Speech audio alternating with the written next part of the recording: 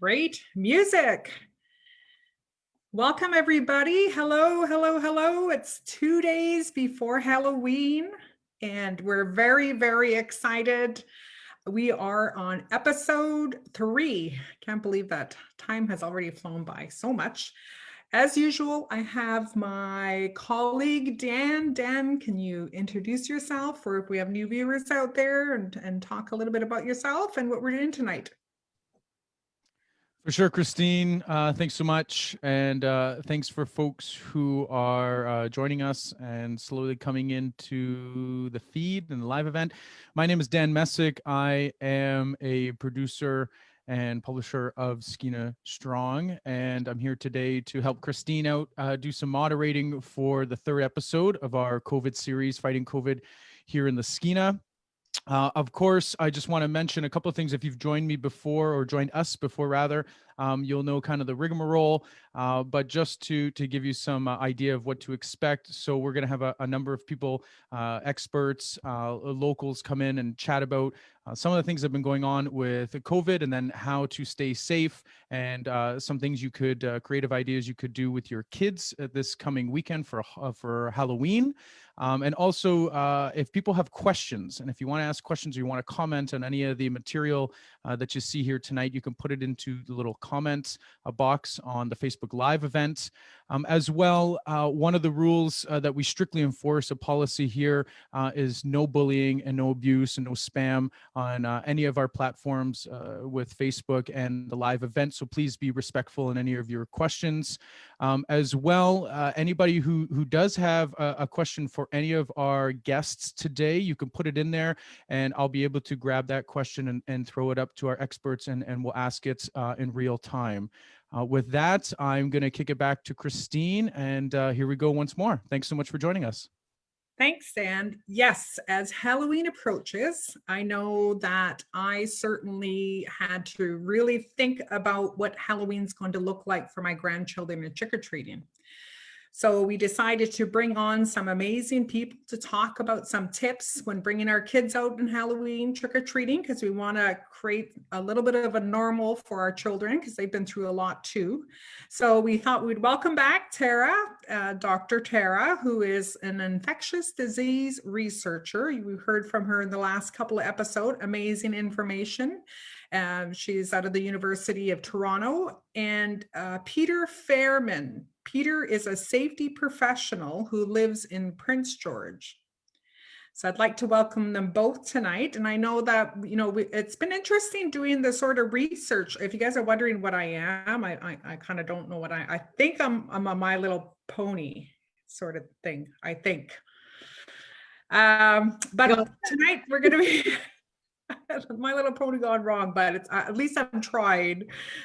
So I wanted to kind of talk about this Halloween stuff, because I know a lot of parents are stressing a little bit about this, and probably less, so maybe a little bit less here in the north, because we don't have as many cases as in, say, Vancouver or any of the areas in your area there, Tara. They probably have more anxiety about Halloween, but we also want to be safe. So we thought we'd talk about this topic tonight. So I'm wondering if you can share a little bit, Tara, and then we'll go over to Peter and talk a little bit about the safety aspect of Halloween. Oh, you're on mute, Tara. Course. Of course. So certainly Halloween is something that it's possible to do fairly safely for kids, for trick-or-treating. Of course, it's important that adults don't go out and have parties with large groups of people indoors, unmasked, and that adults follow provincial guidelines about the number of people who should be together. But for the kids going trick-or-treating, there are quite a few things that you can do. It's outdoors. Many of them will have masks on. Things can be done at a distance. People can put candy out or hand it out with tongs or other things. And trick-or-treating, if people are careful about it, should be quite safe to do. And we may be in a difficult situation come December and the holidays in December, where people may not be able to see each other as much. And so, so certainly if we can do trick-or-treating safely, then I think it's a great thing to do. And it's something that I don't know, maybe some kids are afraid of Halloween, but my God, Halloween was my favorite holiday when I was a kid, and I would have been deeply, deeply destroyed by not being able to have it. So, it's something that I think it's worth trying to do. Yeah, no, I agree. These are one of those horrific dreams you have as a child, that Halloween got canceled or Christmas got canceled. So I can definitely understand that. So I wanted to get a better understanding, Sarah. So why is it that the coronavirus is a little bit more safer outdoors than it is indoors? Well, part of it is that so the coronavirus is a respiratory virus, and it's spread when people are coughing or sneezing or breathing hard, and they're breathing it out into the environment. And when they're coughing and sneezing, you can get big droplets that land on things, so it can be picked up by contact. But we also know for the coronavirus that it can spread on little droplets in the air, fine mist in the air. And so in a closed room where you don't have good ventilation, people aren't masking, it's possible that you can have an accumulation of virus in the air if people are together for quite a while that can make people sick. And so this is one of the reasons why doing things outdoors is one of the safest things to do, because there's always lots of fresh air circulation, and you don't get the virus building up in that closed environment. Kind of like, when you burn something on your kitchen stove, it's really smoky inside, but if you open up the windows or the doors, the smoke, it dilutes, it spreads out, and it's the same idea with the virus. So that's why generally outdoors is pretty good. People still need to be safe. They need to keep their 2 meters of distance away from other people. And they should be masked if they're going to be in close proximity to other people. You should be washing your hands or sterilizing them with disinfectant when you're touching things other people may have touched. But it's still safer than being indoors, especially in a crowded setting. So it should be something that we can do fairly safely if we take some precautions. Like, I know the washing, one of the parents said to me, well, I'm just going to get my kids to put their gloves on that they have for the winter. Now, how helpful is that, or is that not helpful? Well, so the thing is that if you got, so, you could do an experiment, right? You could take a pair of gloves and you could dip them in food coloring or something like that, and then look at how much you end up having on your face, even when you don't notice. So even with gloves on, they may be protecting your hands, but the whole point of washing your hands all the time is that you don't get virus on your hands and then touch your face with it, because you don't want the virus to get into your eyes, your nose, or your mouth, because that's basically where it gets in to make you sick. So wearing gloves, or wearing winter mitts even, if you think you're safe and you're touching things that have the virus and it gets on the mitts and then you touch your mitts to your face, that's also an issue. So I think probably disinfecting, like kids, like having sanitizer, for example. So if kids go to every house and they get some candy, they don't get too close to the person, but they come back down the walkway and they sanitize their hands, then that would be effective. And things like, taking your Halloween candy, the virus doesn't live for all that long on surfaces. So if you take their Halloween candy, put it in a box that they can't access or use, and leave it there for 2 days, then whatever might be on the surface of that candy is probably okay. You might want to have some substitute candy ready for that situation, because I don't know a kid that would be like, I don't know. I think there would be riots if parents took all the candy away from kids on a Halloween night. So you might need something to give people and kids instead. But yeah, gloves. You just want to be careful, because it's all about touching your face that's the problem. So Peter, maybe you can kind of tell us the stuff that you do. What do you do for a profession, and some of the maybe some of the recommendations that you have for parents or guardians? Sure. That's a great sort of way of framing it. The thing is if you look at it, even though it looks like there's a lot of information out there, what they're doing, regardless of whether you're at school or at work or at home or in public, is they're extending the same basic controls, in some cases adapting them to more specialized circumstances. So, with respect to much of what Tara was saying, you're looking at maintaining distance, sanitizing your hands or keeping them clean as much as you can, and wearing a face covering of some kind, whether it's, I think the recommendation from the BC CDC is non-medical mask. And all of these things are the things we're asking people to do no matter where they are. Yeah. So while it seems like this is a new challenge, to me, I don't think it really is. I think it's the same old challenges for applying the same controls. So, I think the other recommendations are staying within a select group or a select neighborhood, keeping your numbers down. Like Tara was saying, keeping your distance as best you can. When it comes to people handing things out, it's a matter of maintaining some degree of control. So the same way as some self-serve things have been sort of discouraged, you're looking at exercising more control. So this is a recommendation from one of them from the BC CDC is using handing out candy using tongs. So not only then do you prevent all of the hands going into the bin at the same time or over and over throughout the night, you worry less about then having that potential transfer if such a thing were to happen. And it's being creative like that, I think, that is really important. I think another person suggested building a candy chute, which I think is brilliant.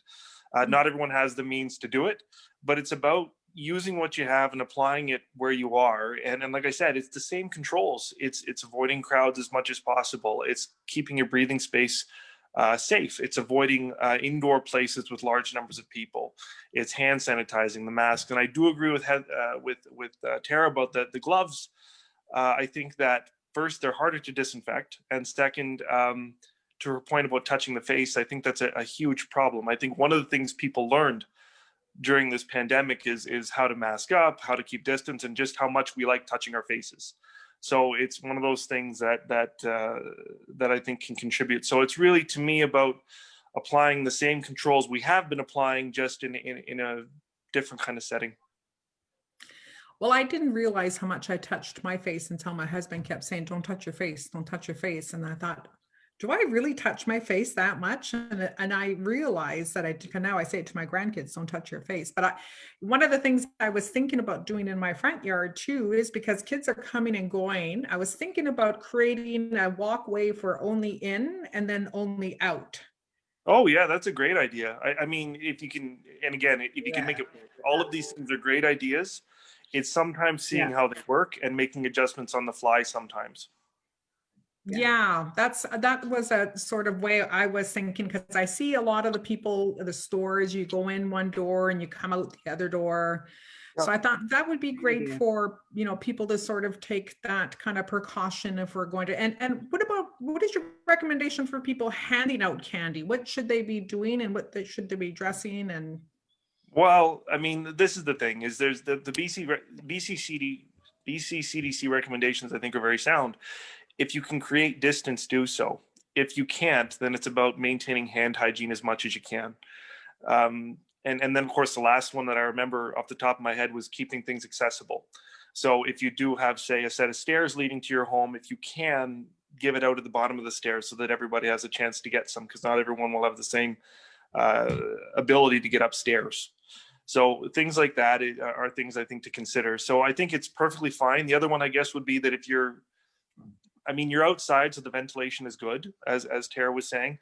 But when that distance can't be maintained, a mask of some kind is definitely appropriate. Now, the BC CDC has also been very clear that don't be careful about putting a Halloween mask over a non-medical face mask. I think that's important. So it's more about incorporating the mask into the costume. So if both the person getting the candy and the person giving the candy are wearing masks, that's another layer of protection. I think that's really beneficial for everybody.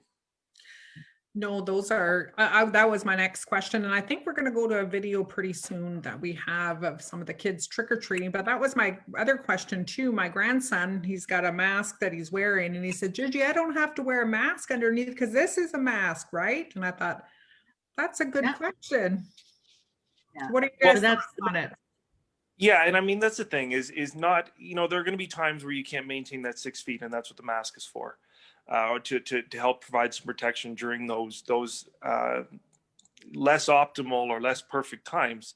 So, you know, in those instances, if the person can't wear a mask, then it's about keeping context brief and making sure that you keep as much distance as you can. So it's not to say you need all of them all the time, but the more you layer them, you know, your distance, your hand hygiene, your mask, your small group number, your familiar area, all those things layer in a way to help control risk, which is really the whole thing people are trying to do. That's, I know my grandson has a best friend that they, you know, they play with and all that stuff. So I thought I'd gather those kids together and we can do sort of trick or treating because they're all play together and they're best friends. So I talked to another mom. So rather than all of us going out with all of our children, maybe we only have 1 or 2 adults with all of the children. So that will eliminate that piece. Is some of the things that I was thinking about. I know my grandchildren, I think I'm driving them nuts because I have all of, and I don't want to have all these rules, but you know, how do we kind of balance that? And Dan, we have another guest that's going to join us too, and maybe she can shed some light on that. I think those are the really sort of important things that, you know, we know to do all these things, but how are we projecting that to our kids? Or is that my anxiety and my kids' anxieties? The other thing is we want to make sure too, because there are many families that may decide that for a number of reasons it's not safe for people to give out candy, or for their kids to go trick-or-treating. So say someone lives with a grandmother or grandfather who is above a certain age, or someone has diabetes, or you know, it may not be the safest thing for the kids to be going out, and that family may not want to do that. Or maybe you have a health care worker and they don't want to give candy out because they are higher risk for catching COVID and giving it to other people, and because healthcare workers quarantine a bit more. So I guess the other thing, it's important for kids to understand that yes, there is Halloween, but it might be a bit different this year. And I know in Ontario, they issued, they have signs today that people can print that says that one of them says, "I'm sorry, we can't do Halloween this year," and people can put it up on their front door. But for kids to understand that if people aren't giving out candy, or if their friends aren't going trick-or-treating for whatever reason, that it might be because there's a very good reason that not everyone needs to know about, right? And that they might be protecting other people, and to remember that, and to be sympathetic with other kids who can't go out, and maybe offer to share some candy or something like that, because not every child and not every family or every guardian will be able to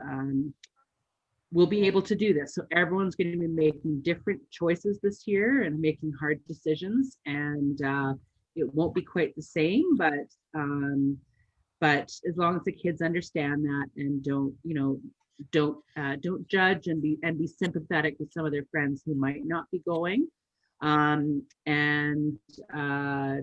just try to remember that you don't know what is going on at home for some people. That's very, very true. And I know that I was looking at this poll. It was conducted by Ledger and Associate for Canadian Studies.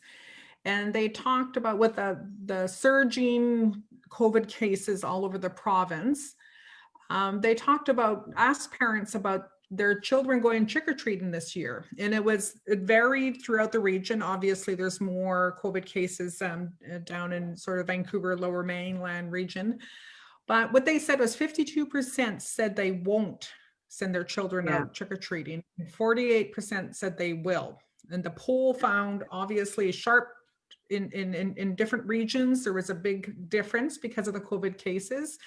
But I thought that was interesting. It really, and I think it's very reflective of, you know, we have all this information and that fear, it's still there, and you know, rightfully so. How do we sort of protect ourselves? So I can understand why people are still split on this, because if I wasn't living in a small community, if I was down in Vancouver, I would not be taking my grandchildren out trick-or-treating at all. And quite a number of my colleagues who work in infectious diseases in Toronto and Ottawa, for example, they're not taking their kids trick-or-treating because they, as parents, because of what they do, are more likely to contract COVID. And so they're trying to protect their communities, and so they're not going to take their kids out for that reason, and they're trying to come up with imaginative ways to, but a lot of people are doing that also to protect their communities. And certainly if you're in, you know, Toronto or Montreal or Ottawa or the Lower Mainland, that's a decision that I'm not sure what decision I would make, but I might consider that too, that I don't want to contribute to spreading the disease. And certainly in my case, I have, you know, my mom is elderly, and I think a lot about what I would do and what would happen to her potentially, based on what my decisions are. So everyone has lots of different factors that play into that decision. And you can do really fun things for Halloween without the trick-or-treating. Still make a big deal of it. And I'm wondering if any of the people who are viewing this today, if they have any kids who want to make videos of their costumes, perhaps, or what they did for Halloween, because maybe that could be shared on the Skeena Strong site, or it might be kind of fun to see what other people did. They're creative solutions. Yeah, no, I think that, and before we leave that, I just want to, I'm thinking in terms of Ontario and BC, are they expecting a spike after Halloween? I don't know if you know that answer here, Peter, for BC, but Tara, do you know if they're expecting a spike? Because of Halloween, or just because things are spiking in general? Yeah, no, because of Halloween. You know how usually after a holiday, they always say, oh, this is going to spike because we all gathered for Thanksgiving. So I'm wondering if it's less because everybody's going to be outside. So in BC, I mean, BC has been quite careful compared to, certainly compared to Ontario and Quebec, about, it's been fairly good so far at controlling the numbers of cases. And so right now, cautiously, they've said that that Halloween can go ahead with preparations. And they likely wouldn't say that if they really were concerned that would cause a spike. Now, for example, in Ottawa, the chief public health officer advised people not to trick or treat or have trick or treating. But this is partly because, so for example, in Ottawa today, the hospitals are at over 100% capacity because of COVID and other stuff. So they're in a scary situation, right? Winnipeg, Edmonton, the cases are growing so fast that it might be a more dangerous thing to do, and you don't want any increase in the spread. So every location is going to be making different decisions. And I think that if they thought it would result in a spike in cases, they would not be recommending it.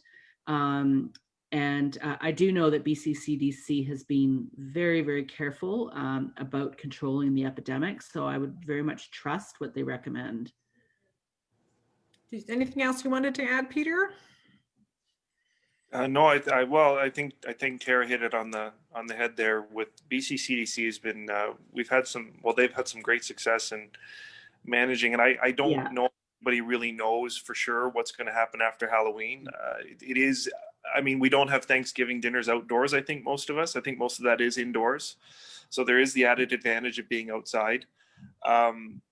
It sounds like there'll be fewer people taking part, which may also add to safety. So I think there's a lot of things to think about there. I think if people trick-or-treating do their part and they try to manage the risk, and they keep their distance, wear the masks, wash their hands, all the stuff that's being recommended, I think if there were to be potential for a spike, I think it would be at least as a possibility to control it.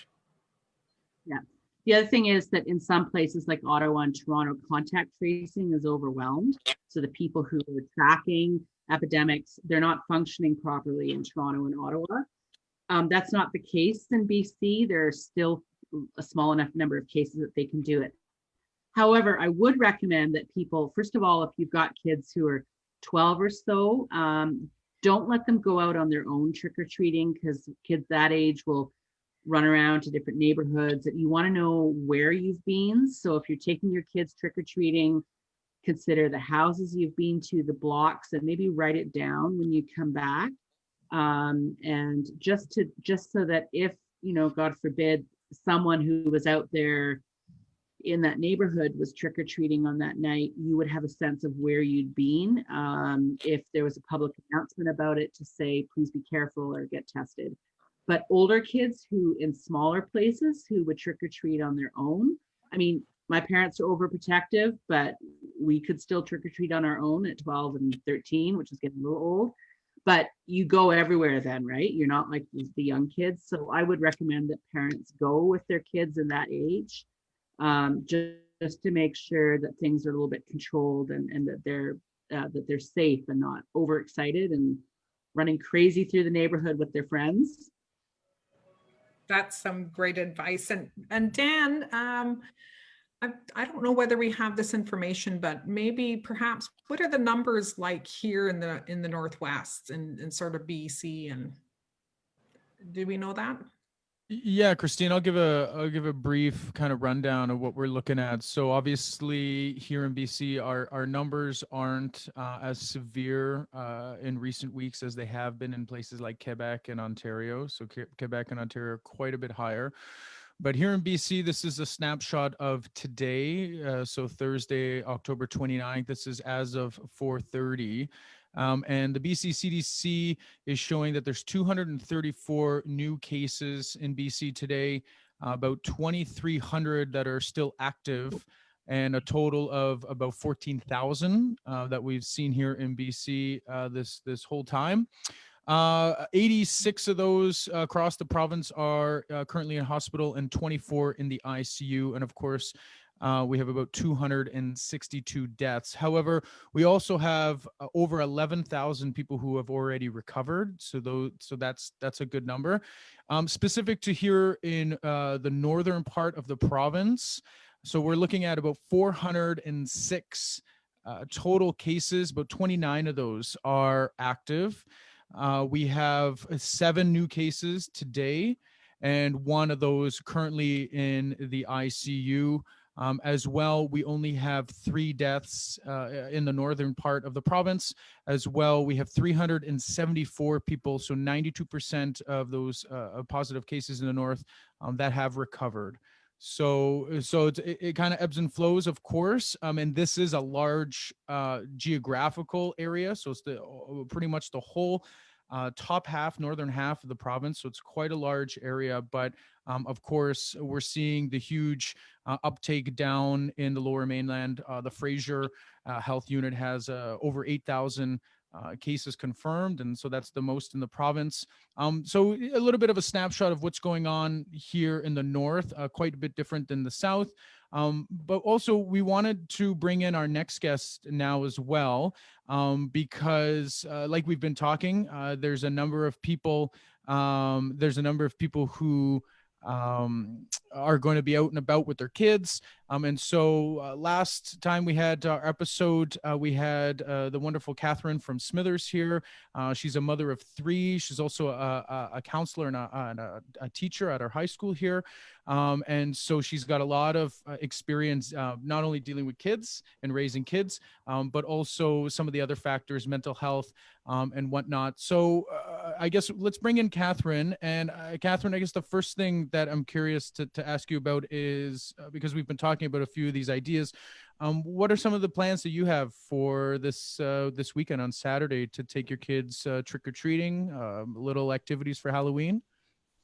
Yeah, thanks, Dan, for the introduction. I'm one of those people that has always had kind of mixed feelings about Halloween. And I have to admit that when Dr. Bonnie Henry was talking about, there was questions about whether or not trick-or-treating would go ahead, I was kind of secretly hoping that it would be canceled. Maybe we would just do something small at home, like an Easter egg hunt or something, but with Halloween candy. But that didn't happen. And there's no way that my kids are going to let me not go trick-or-treating. And, I think part of the reason why Halloween this year just feels like an extra thing, right? With all of this sort of COVID exhaustion, going on day to day for me. But, for me personally, I have 3 kids, they're ages 3, 9, and 12, and everybody's doing something different, right? And, but, for kids, I recognize that it's a really important holiday, and it's important for a lot of reasons, because it's a lot of fun, for one, but also it's an opportunity for them to express themselves. And for my family, it's been really interesting this year, just seeing how much COVID has been integrated and weaved into, Halloween costumes and some of the activities we're doing. So my 9-year-old is planning on being a zombie nurse for Halloween. And my husband, who's a science teacher, is planning on going as a vaccine. And my 12-year-old, we have a little window above our door, and he was talking about, like, maybe someone could throw candy at the trick-or-treaters and they could scrabble for it like a parade. But now he's concocting like a PVC pipe, like one of these chutes that he might shoot some candy down. So it's really neat to see some of these creative things. And I actually I'm gonna share my screen just for a sec, because I want to show you what my 9-year-old came up with when we were talking about COVID and restrictions and what it's going to be like. And she came up with some pretty clever things. And, a couple of them, stay 2 broomsticks apart. I thought that was pretty accurate. We're trying to teach my 3-year-old how to cough into his elbow, particularly when he's at daycare. So use your coffin pocket. Please slimatize your hands. And this one's a little bit dark, but, stay home if you're dead. So it's been neat, normalizing COVID and just kind of as it organically is unfolded, and finding humor in it, and making light of it, of this reality. And, Halloween is all about death. So we're also, we're making light of death, and we're integrating it. We're sort of processing some of our fears, I think, and anxieties, which is ultimately, as parents, that's helpful, right? And helping our kids become less anxious and more resilient to face future difficulties that are going to come their way. And I think sometimes we have to sort of, as parents, mind our own anxiety to make sure we're not projecting it on our kids, right? Because the fear is something's going to happen to them, and every parent fears that, right? So I always have to go, okay, is this my fear, or is this an actual risk here? Yeah, I know. I totally agree. We're constantly doing risk management as parents, right? We're weighing all of these social benefits or activities against the risk of contracting and spreading COVID. And it's, I'm talking to my friends and neighbors and colleagues, and as parents, it's constant.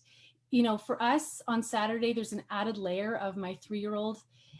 We're celebrating his birthday, and, thinking about, what we're going to do on top of planning Halloween, and thinking about, so our plan, it's totally weather dependent. There's going to be 2 of his little friends coming over. They can't wear their costumes at daycare, so they're going to wear their costumes on Halloween. We might hide some candy around the yard, and then that's it.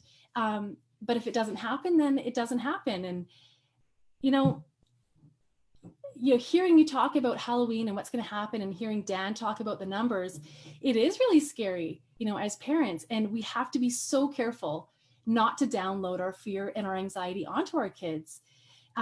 We have to be really cognizant of using that danger and threat-based messaging, which ultimately, makes kids think the world is unsafe. And anxiety is an epidemic, these days in our kids. And we just have to be super conscious of that. So the message that, if we could talk about tonight is, instead of focusing on, the threat and the scary parts of what we're dealing with, focus on what your family can do to stay safe. Because when kids know what they can do to keep themselves safe and keep their family safe, they feel empowered.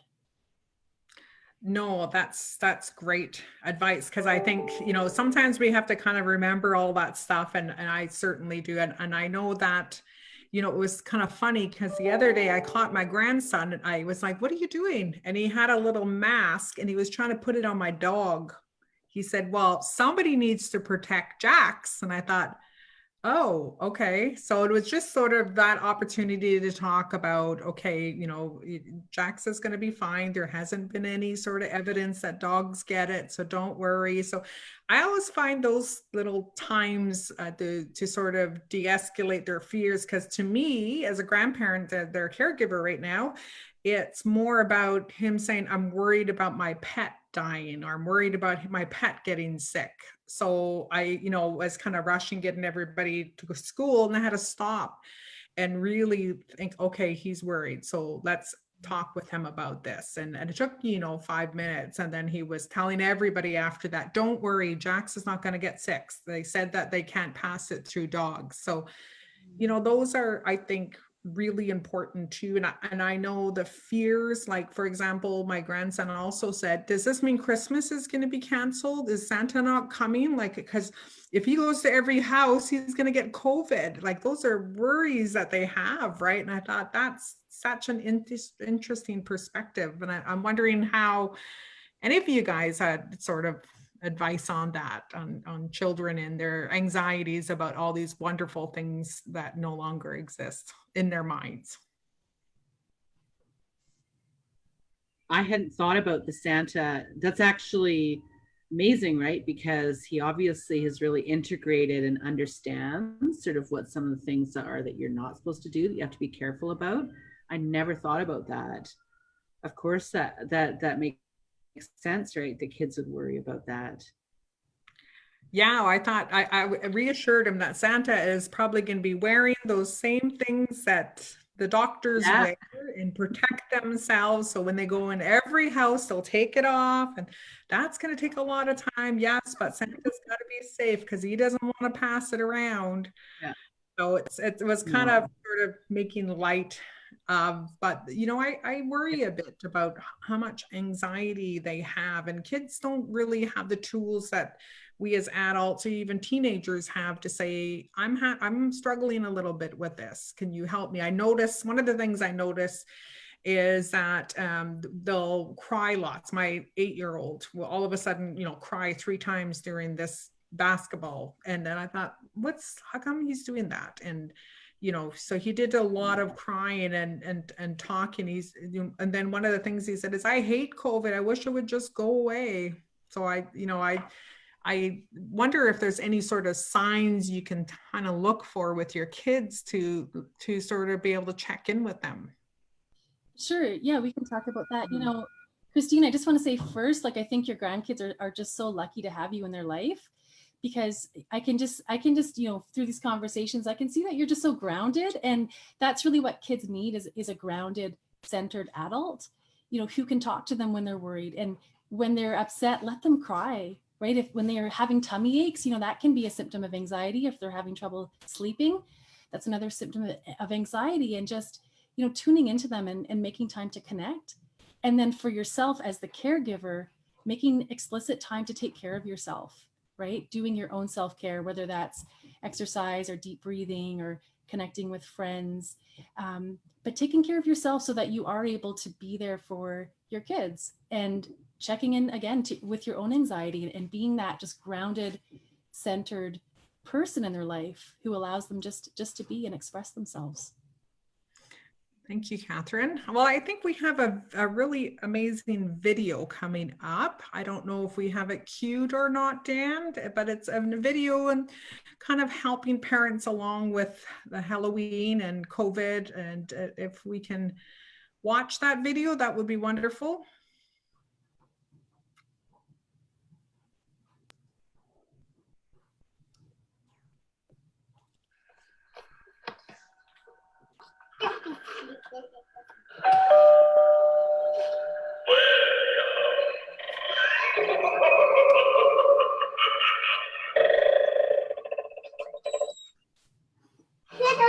Hi.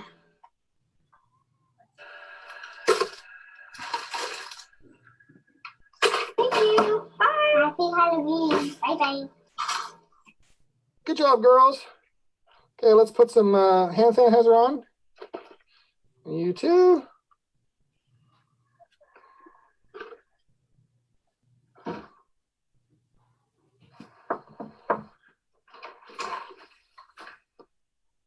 Trick or treat. Trick or treat.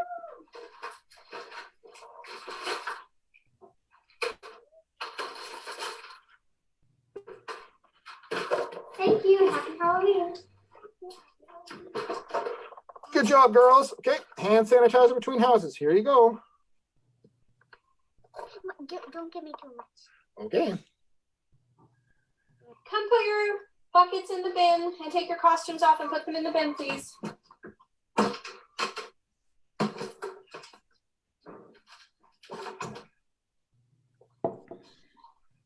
Okay, girls, here's some of our Halloween candy. You'll get their Halloween loot the day after tomorrow.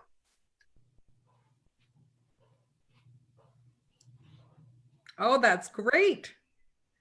I think one of our people watching out their page, I think her name was, she was asking that very same question. I'll be passing out candy. I'll be pouring the candy from the box to the bowl and using tongs to hand them out. Is that going to be safe enough? That's a fantastic idea. That's a great idea. You're not touching it when you're emptying it into the bowl, and yeah, using tongs to hand them out and drop them in the bags or whatever the kids are carrying. It's a fantastic idea.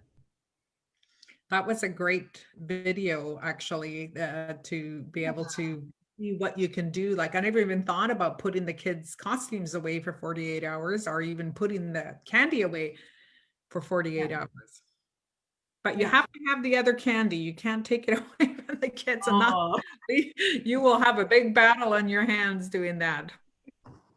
I just love seeing how happy the kids were, and like I loved when the little girl at the end was like, not too much hand sanitizer, Dad. Like it was just, they're just in their element, right? And you know, something I could share was, you know, I was doing a little bit of research into some of the symbolism around Halloween. And for kids, Halloween is all about stepping into their power. And we saw that in the video, you know, like dressing up as something scary, walking around the neighborhood, demanding candy from strangers, and then eating like what's normally forbidden in gross amounts usually. Like kids get to feel really powerful at this holiday. And I think that's super important for kids because they're learning to confront their fears. And, you know, as parents, as hard as it is to coordinate all of this, it's just such an important holiday for kids, especially right now during COVID, when there are a lot of things that they don't get to control. Yeah, no, I think it's it's being creative is what I think. And I don't know about the rest of you guys, but I have such a deep appreciation for every single holiday gathering or whatever it is. I know being in the First Nations community, community is everything. Like we come together on Halloween, we come together on Christmases, we come together weddings and funerals and you name it, we come together. So it's been very, very difficult. You know, where we get together at least twice a week on a weekly basis. So it's been very challenging, but I have developed such a deep appreciation, and I keep thinking about, okay, when this pandemic is over, I am going to appreciate a little bit more going on my holidays or going away somewhere. So I think, you know, I don't know about you, Catherine or Tara, to talk a little bit about that sort of good things that come out of the deep appreciation of these holidays. Yes, certainly the holidays for sure. I mean, something that we were taking care of my mom ourselves until recently when we couldn't do it anymore because my mom has pretty advanced dementia. And I will appreciate it being easy to see her, and I will appreciate being able to actually hug her, because she doesn't understand, right, that I can't hug her and she needs me to do that. And those simple things I will appreciate hugely. You don't realize how important they are. But I was going to say there are actually also really good things. I found that it's really been amazing to see people coming together and working with people that they don't know or that they wouldn't normally mix with. Or I mean, like everyone here, right? We all met each other. That's actually been really amazing, and to see a lot of people really, really trying to pull together and contribute to their communities and support their communities and protect each other.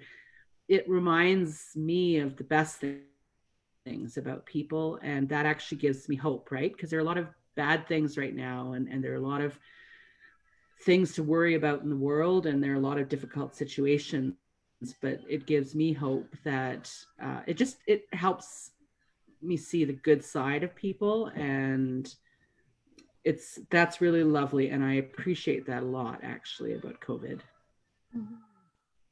Yeah.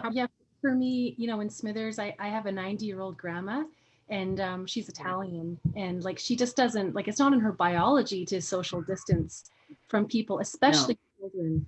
And like it's so hard, right? And I think everyone's just doing the best they can. And again, we're weighing the benefits of these social interactions because we know in-person interactions are so important for mental health and physical health, even longevity, right? When we have the oxytocin and the dopamine that's released when we connect with people in person, you can't replace that. But it is challenging us to be more creative and to think outside of the box and to connect with people in different ways. So there's a lot of opportunity there too. Yeah, no, one of the things that I found out I'm just going to grab this here. So every day after school, we do coloring time with the grandkids. So this was their today's coloring that they had, both of them, the three of them.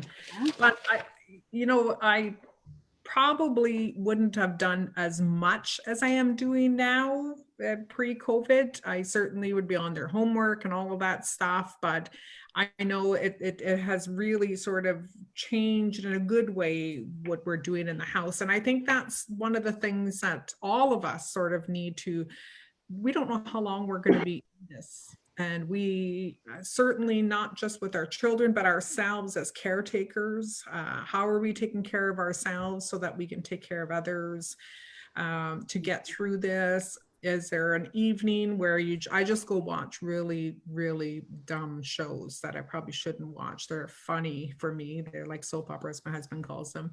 But that is my time. Don't bother me. Don't complain about my shows. I'm just sitting here this evening, and I tell you, it does so much for my mental well-being. Not so much the shows, but just the fact that I can spend that time watching whatever I want to watch.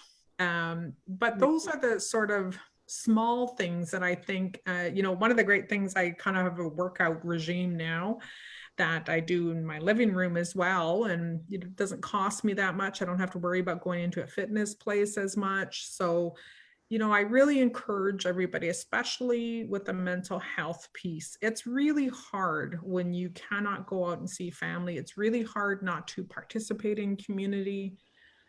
All of those things, it's hard for all levels, not just for the children, for the parents, for the grandparents. So I think anything that we can do, even taking a Facebook video call to grandma, if you can't go there, or to an older aunt or whomever, those make such, we did that with my aunt one day. She was having a really bad day, and brothers and sisters were all squares up there, and we were like, okay, everybody make a funny face. And we all made it, and my aunt was howling. She was laughing so hard.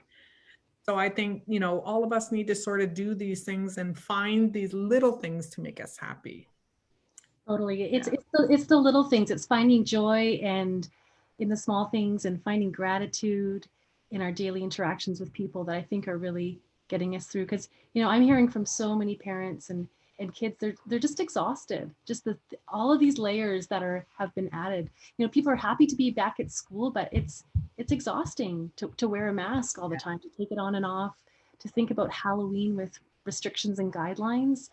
And I'm actually curious to hear from Tara, like, if hearing from parents who are so exhausted and they just want to throw their hands up in the air and go, you know what, I don't care about COVID at Halloween. Like, would you have any advice for them on that? What do you mean specifically? Parents who Yeah. who don't want to take precautions anymore, or who'll just say, I don't want to do Halloween at all. Say like a parent who's like, you know what, I've got a 12-year-old and I'm just going to let them go on their own, or I don't want to think about precautions at Halloween. We're just going to do it like we always have done. Would there be like one important thing to focus on? I think the important thing so a 12-year-old is certainly, I mean, kids in general are pretty good at thinking about other people. I think that perhaps if parents make sure that kids understand that what they choose to do can have effects on other people. So maybe they do want to go out as normal. I think it's probably a better idea to start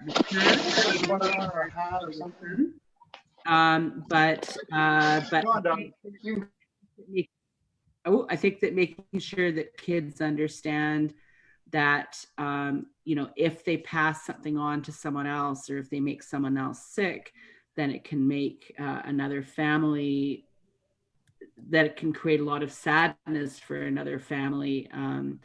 Then I think that as long as they understand that, sure, some kids are not responsible, but I think it's probably more about being really excited at Halloween, right? And forgetting about stuff because you're having a really good time with your friends. So I don't know. I think every parent is probably going to know their child, right? I don't think banning it outright is going to help either. I don't know. I would just say, maybe what I would say is, if you want to try to protect holiday time in December, for example, it's important that we don't spread the infection further in society, and that us being careful now helps to help protect the Christmas holidays, for example. And I guess whatever a child will respond to or understand might be good to try to teach to them. But then again, if parents are really exhausted, it's really hard. That's partly why we're in the situation we're in, right? Is that people are getting more tired of this, especially people who are younger. It's not as immediately apparent that they are in danger. And when we're younger, we don't think about that so much because we think we're invincible. So I actually don't know. I'm not a parent. I'm not sure how I would make that decision or what advice I would give. And maybe perhaps Catherine, you or Christine would have better ideas about that.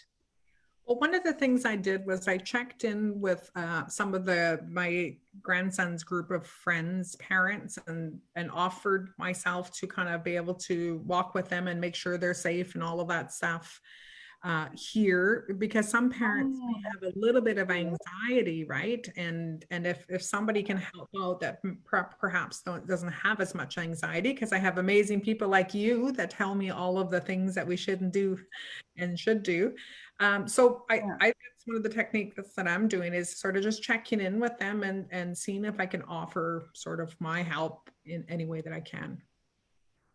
That's maybe a great idea, right? Parents who might have the capacity might be able to say to the parents of their kid's friend, like maybe say, I can supervise them, or sort of try to share the load a little bit. I don't know. It's hard, right? Because kids are in school, and they're in school in close proximity to each other. And so a lot of people will say, you know what? How is this different from being in school? It's a little bit less controlled, but it's out of doors. I don't know. I don't know how to answer that. And I think it's a personal preference for the parent. Yeah. Yeah. What I would say, it's extremely important that people don't judge other people for their choices and don't blame them. So we all make decisions. This is partly how epidemics happen, but we all don't notice things, or we just don't have the willpower or whatever it is sometimes to make the right decision. It happens to every single one of us.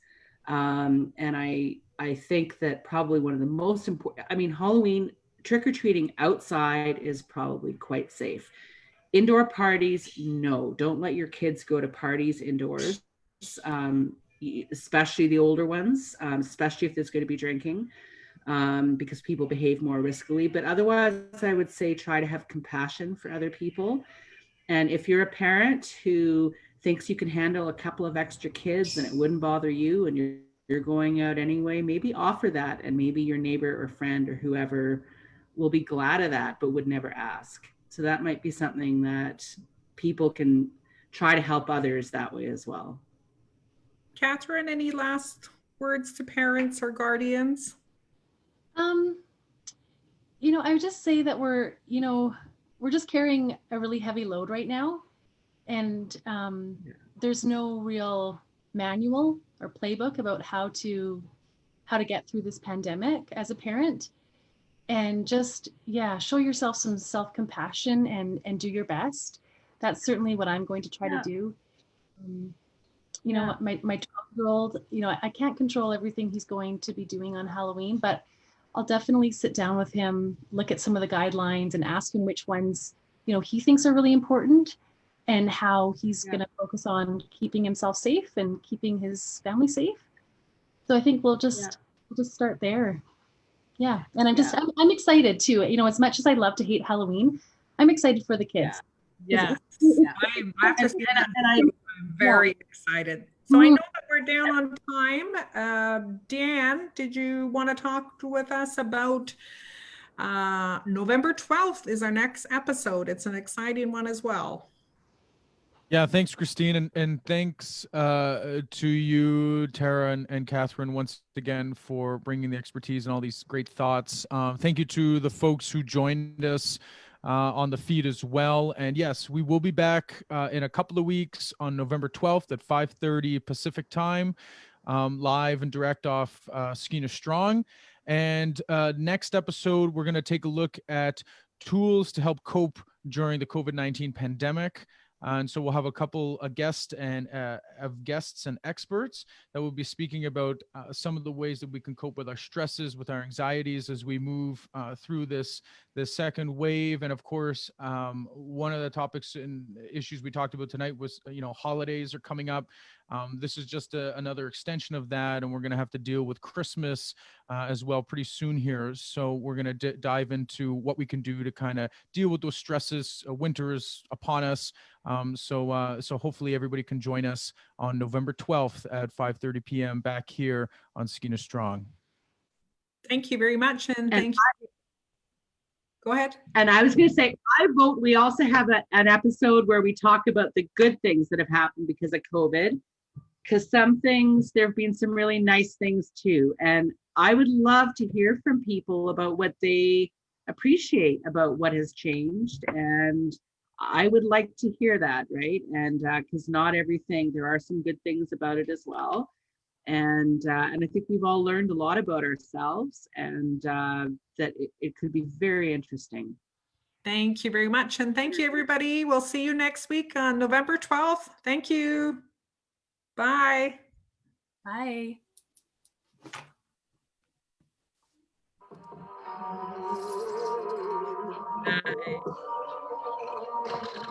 Bye.